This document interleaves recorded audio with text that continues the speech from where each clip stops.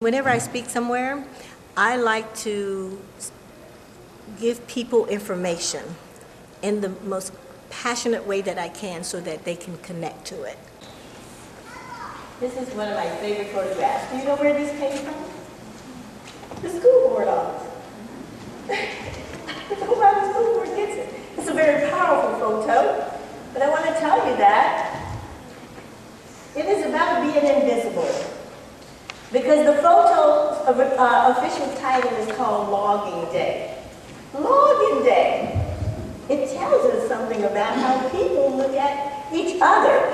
Do you see all these people being baptized in the water?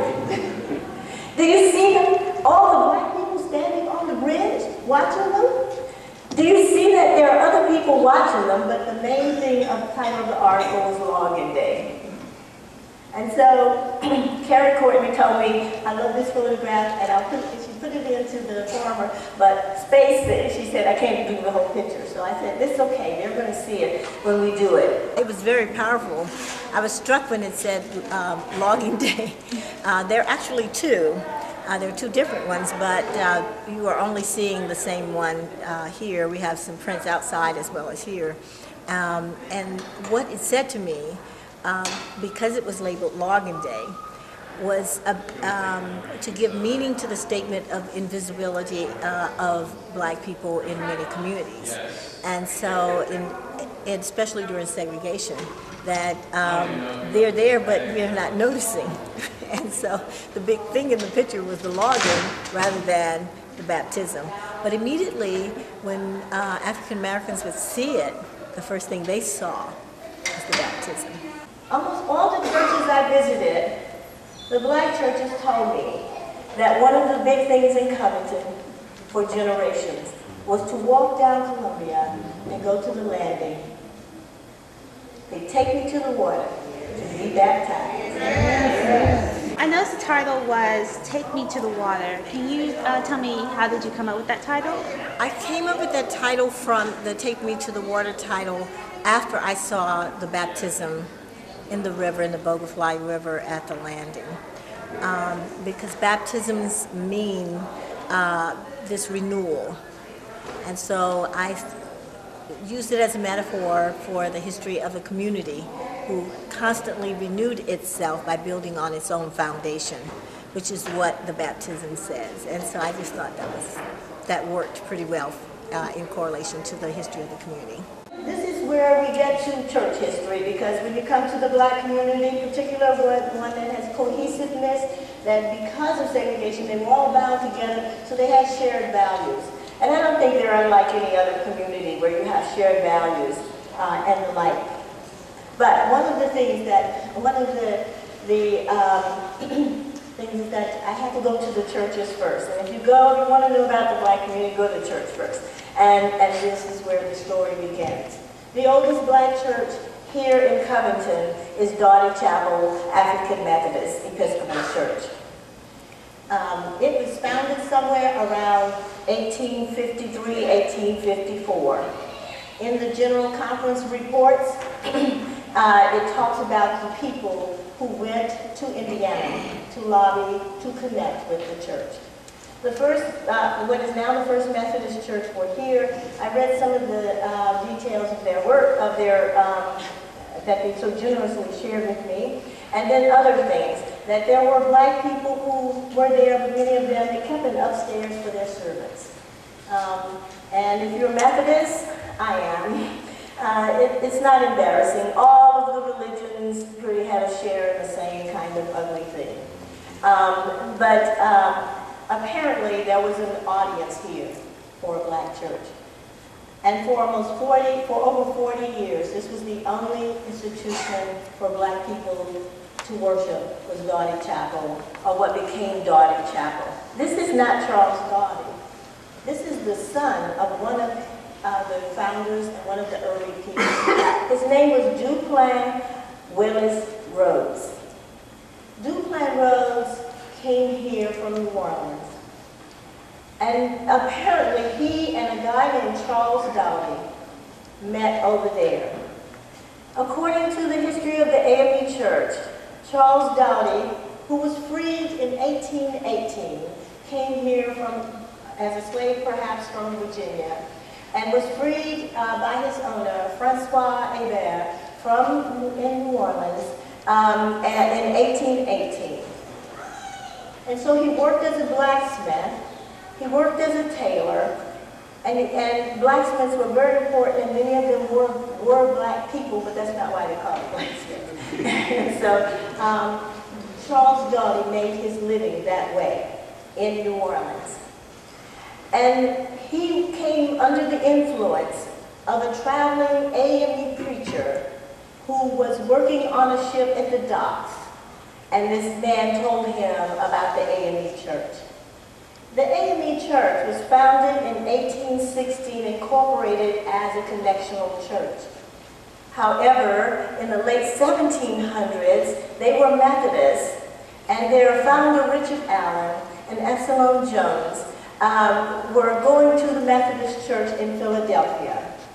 And they were outraged after a time with being told to get up and move so that white people could sit down. So they went and they started a separate independent church, although it was still Methodist. After a while, they decided to start their own denomination. And in the late 1700s, early 1800s, most free blacks, or many of them, named their organizations African. Please don't let anybody tell you they were ashamed to be called African. They weren't. Because you're talking about first and second generation people who still connected with their motherland. And so they called it the African Methodist Episcopal Church. Whenever you want to research the past and you're trying to construct it, which is what I did here, had to construct this history of the black community because there was none. There were some things written in the churches, which was a good place to start. And some people who could talk about certain things. So anytime you want to look back at the past, you have to start right with your present. And so Charles Doughty ends up in New Orleans under the influence of a traveling AME pastor, and Charles Doughty then, and Duplain Rhodes, and others, to be this man's father, and others founded the AME Church. They decided to start. Today, that church still, it's not the original building, but the building, I think there is almost 100 years old, and it's called the historic St. James AME Church. It is the oldest AME church in the South. What is so remarkable about it was that Charles Doughty petitioned the AME conference in Indiana to affiliate with the New Orleans church. He did this in 1841.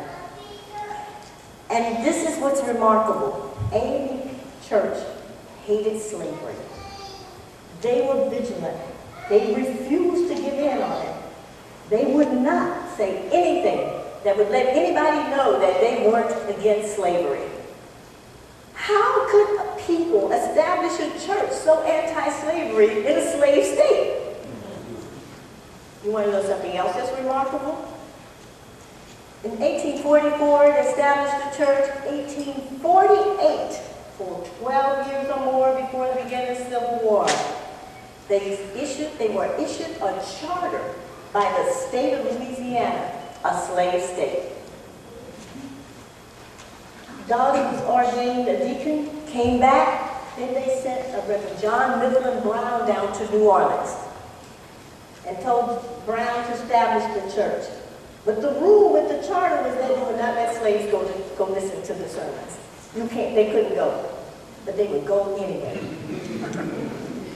And John Midland Brown was arrested 5 times, and he was jailed 5 times for letting slaves go listen to the sermon. What else is remarkable? He sends out Doughty and Duplain Rhodes to Algiers, or McDonaldville, and to Covington to establish a church. Sends them here.